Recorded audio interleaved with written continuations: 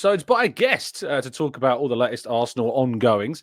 And it's a nostalgic episode for me because I'm chatting to an old friend of mine who's not been on the channel for a little while. And if you are a long-time subscriber, and you'll have to go back like way before we even started doing 8 a.m. shows on the channel, which is kind of well far back to when we used to do Sunday podcasts.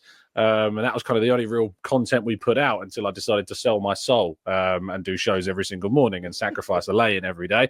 I'm very happy to be joined by Tops, who is now from T-Chanzo Sports. How you doing, mate? You good, you well? Yeah, I'm good. Thank you very much for having me back on. It's been a long overdue return, but I'm glad to be back on the channel. Obviously, like you said, a bit of a retro feel on the show. But yeah, I'm glad to be back, man. Glad to talk football, you guys. And yeah, should be a good show, man. Yeah, I was trying to think who was on the bill regularly for our pods back in the day. Like, obviously, I know our good friend Judges used to come on quite a lot. Kenny Kem was on quite a bit. Harry Simeon as well. He was on. Yeah, so many people that are still doing stuff so regularly around shows, and it's so good to see. And now, of course, you've had music release. Yeah, you're getting music releases on Radio 1. I've seen, and it's mad. Talk to me about it. Yeah, it's been crazy, man. Like I said, obviously started my journey doing the YouTube and being a content creator. Then I took a little bit of a break and then started to delve into music. Obviously, I'm a creative person anyway. So yeah, delved into a few music bits. Had obviously my first song called Social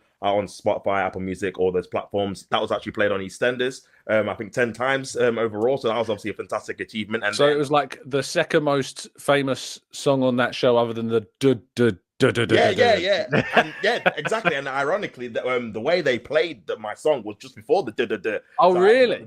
Yeah, it's crazy. Now you got to remix that little riff. That's what you got to do. Yeah, that's it, man. Just to link it in between the two, so you got best of both worlds kind of thing. So yeah, so that was obviously fantastic. That actually happened, and then released another song called "Say Yes," more of a dance song. Obviously, Social more like an Afrobeat kind of style, but this one's more like a dance song. And yeah, that got played into Love Island, got obviously Kiss FM play, Radio 1 play and stuff like that. So yeah, that was a fantastic feeling as well, man. So yeah, I've been buzzing off that, and then decided just to, you know what, I'm just going to do it all, man. I'm going to do music, I'm going to do content creating, I'm just going to be creative as possible, bro. So yeah, I'm back, great. Man. No, I'm as a listener of Love Island, a watcher, I should say, of Love Island. Of course, yeah. I would have been exposed to it. A friend of mine, who's kind of like a budding musician, in a band, had their song played in Made in Chelsea on one of the episodes. So it's mad how people kind of these breaks and stuff. It's nuts. Crazy. But of course, our collective kind of mutual interest, of course, being Arsenal, has led us to where we are today, talking about a season that has been, quite frankly, horrendous in terms of fortune and luck, or a lack of that, of course. And Arsenal find themselves now with a massive end to their campaign, with a Champions League tie with Real Madrid, lacking Kai Havertz, Gabriel Jesus, Takehiro Tomiyasu, and of course, most recently, Gabriel Magalhaes as well. We're going to talk a little bit about kind of the latest news. We're going to go ahead and look ahead also to that game against Everton that is taking place at 12:30 this afternoon. But let me just kind of get your thoughts more generally, Tops, on kind of how you feel the season's gone, pluses, cons, and your overall sense.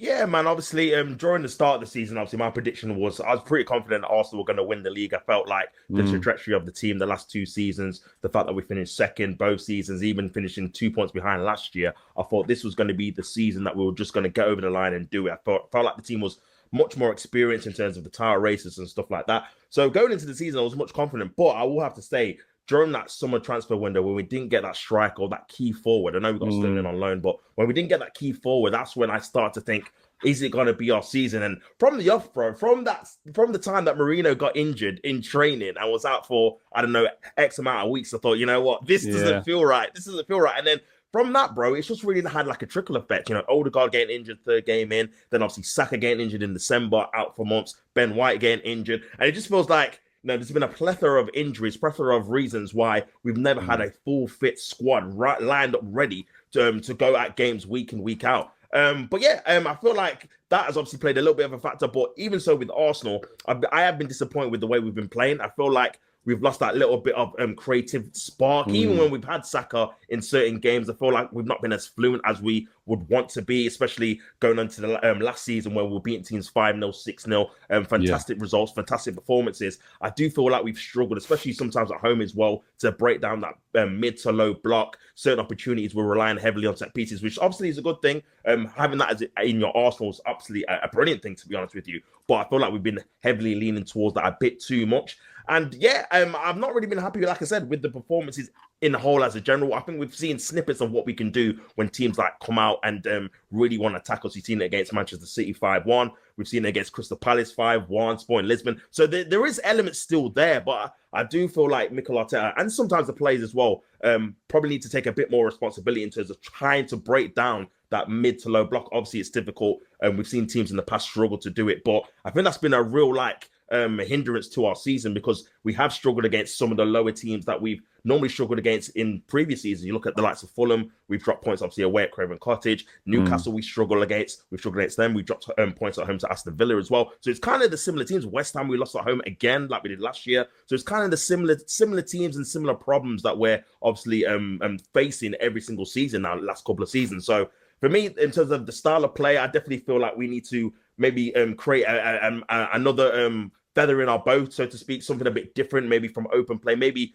relying or giving some of the responsibility differently to some other players rather than Odegaard. You've seen the likes of Odegaard really struggle after his injury. I thought the first 3 or 4 games when he came back, he was absolutely tremendous against, I think it was in Sporting Lisbon, against Chelsea when he came back, West Ham and Nottingham Forest. But then after that, I feel like, he's been really a shadow of himself, my poor performances. And he even came out himself and said, you know what, this is not the level that I should be at. So for me, his performances and his form has been a massive worry. Obviously, we know he's a good quality player, but he's just not been at the standard this season. And I feel like a lot of pressure has been given to him to do quite a lot of roles. He's having to press like a 9, having to play deep like a number 8, then he's having to create like a 10. There's a lot of responsibilities for that one play, and I feel like maybe we need to kind of simplify his game a little bit, get him just to do one specific role, and then have other players contribute more in the creative standpoint. So yeah, obviously going in it disappointed, and for me as well, Tom, like the one big thing I had this season is not particularly obviously winning the league. Obviously I was confident that we could do it, but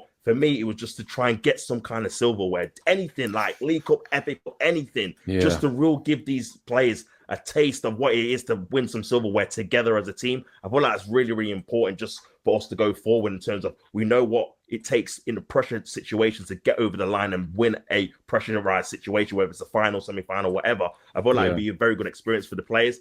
And the disappointing thing for me is that we got knocked out by Man United, a terrible Man United team at home, where, we should have won the game. We had the chances to do it. And it's similar kind of situations that we had last year against, obviously, Liverpool, where we had loads of chances, didn't put them away in the third round of the FA Cup. So, yeah, I think the Cups have been a real disappointment for me. And obviously injuries also played a key factor as well. But overall, how also been playing from open play, I feel like is a bit of a worry too. I think we do need to create some kind of different openings and opportunities in that area of the pitch to make sure that we're not struggling and creating not that many chances for our forwards going forward, man. But look, we still got Real Madrid obviously coming up, so there's still hope for a bit of silverware. It's going to be extremely difficult, I know.